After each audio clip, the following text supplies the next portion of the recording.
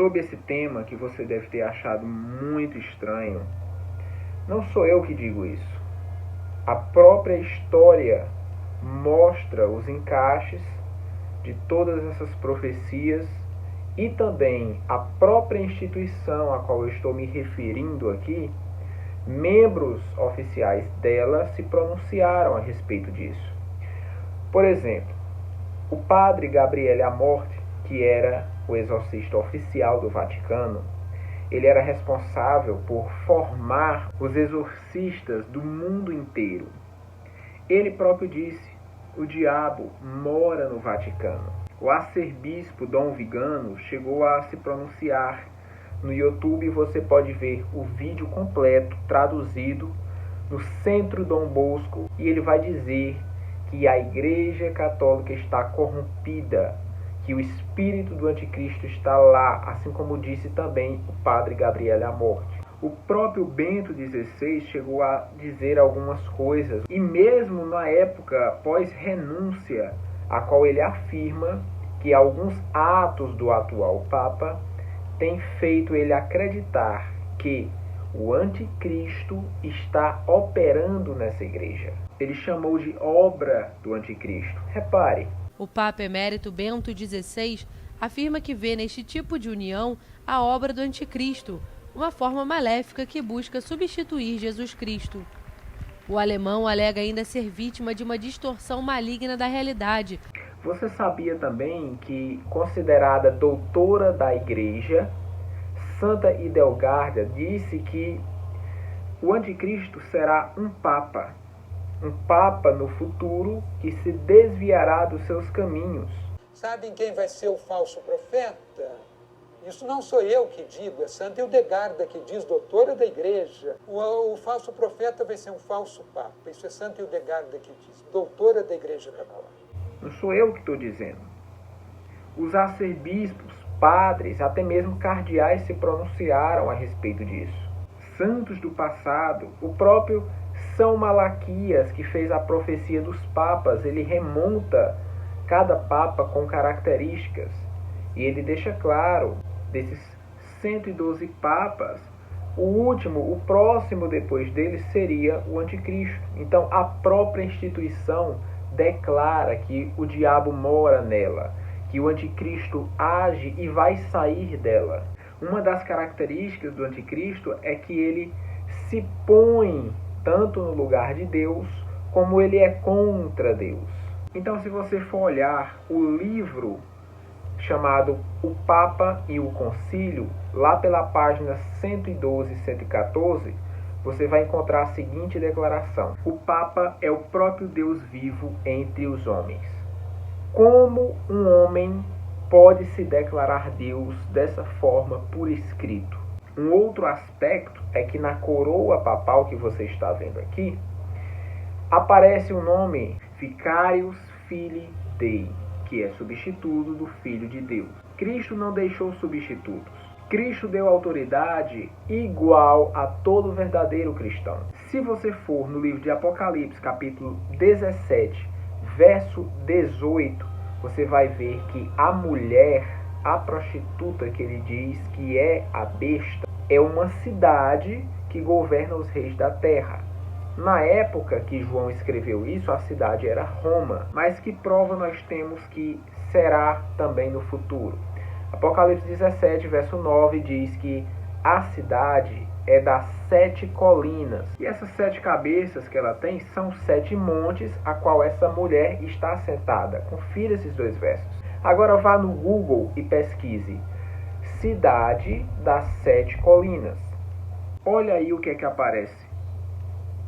Interessante aqui na carta de 1 João, capítulo 2, do verso 18 e 19, ele diz que os anticristos, desde a sua época, saíam do nosso meio, ou seja, os anticristos estavam saindo da própria igreja. Quando ele usa o título Pontifex Maximus, ele está dizendo que ele é a ponte máxima de intermediação entre Deus e os homens. E nós sabemos que a Bíblia diz que apenas um é o nosso mediador entre Deus e os homens, que é Cristo Jesus, homem. Quando alguém diz que é isso, ele toma o lugar de Cristo. E esse papel de tomar o lugar de Cristo, nós sabemos biblicamente que é do anticristo. Quando ele fala em 7 cabeças, nós podemos colocar aqui que são 7 reinos. Em Apocalipse encerrariam os reinos do mundo, com algumas variações. Nós temos aqui Babel com Nimrod, dando início àquela união para construir a Torre de Babel. Alguns acreditam que não seja, mas sim o Egito, que era uma grande potência naquela época. Depois veio o Império Assírio. Depois o Babilônico de Nabucodonosor. E aí vem o Medo-Persa e o grego macedônico. Quando conferimos no livro de Apocalipse 17:10, ele vai falar nesses 7. 5 caíram. 1 existe. Outro ainda não é vindo, mas quando vier convém que dure pouco tempo. E o 8º provavelmente será o último reino. E o anjo disse que é do 7. O 8º vem do 7. É um dos 7 que morreu. Então veja só. Se passou Babel, Império Assírio, Babilônico, Medo-Persa, grego. 5 caíram. O anjo diz, 1 existe. Na época de João, que escreveu o Apocalipse, quem existia era Roma. Então Roma é o 6º. Quando ele fala que outro virá, ele está se referindo provavelmente ao Império Bizantino, como você vai ver aí adiante. Antes de Cristo, você vai ver os anos passando aí, e o Império Romano ganhando uma proporção muito grande.